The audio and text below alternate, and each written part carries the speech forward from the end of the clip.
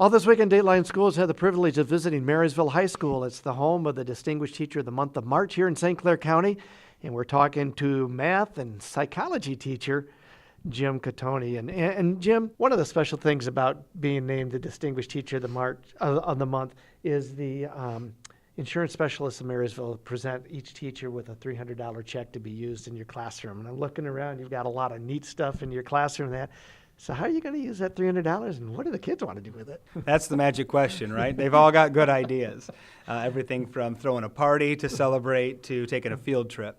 I'm going to use my students and ask what they would like in the classroom and try to figure out if there's something that would make this place a more welcoming place for them or a better place for them to learn or to thrive.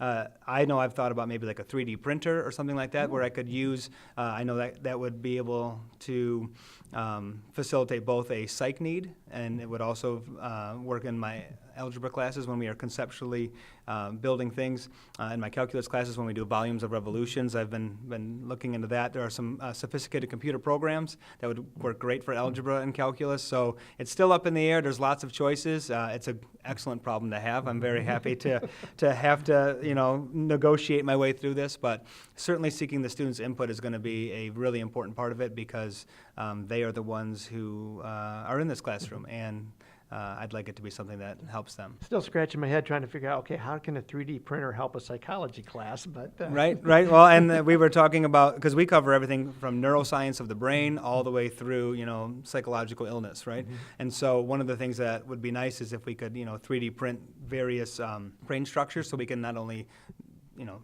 visualize them, but we can see them, see their shape, see the parity in the brain. I also considered using it for creating like an operant chamber or conditioning chamber that is reminiscent of like a Skinner box or something like that, so they can see it, and as opposed to looking at pictures of it, they can manipulate it and work with it. So they're still kicking around it. I think the psych kids are feeling a little left out, so they would like to spend some of that money, I'm sure. As we wrap up the week, just real quickly, now that you're the Distinguished Teacher of the Month, what kind of advice do you have for your colleagues, not only here at Marysville High School, but around the county as well? I get to work with such great students and such talented staff members and passionate educational leaders, and such a supportive community here in Marysville. So I guess my advice to teachers is to surround yourself with really great people because they continue to make you look good.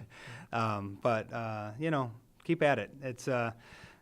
This is a career that sometimes, you can be having a bad day. Hang on to those notes, hang on to those messages, create a happy folder. Certainly, this will be part of that happy folder. The number of people that have reached out have really, really, really had a substantial impact on me mentally in the last, month or so, and it's been great. And but yeah, if I had to make it one thing, surround yourself with great people who make you look good. For Dateline Schools, I'm Terry Harrington. Dateline Schools is a production of St. Clair County RESA.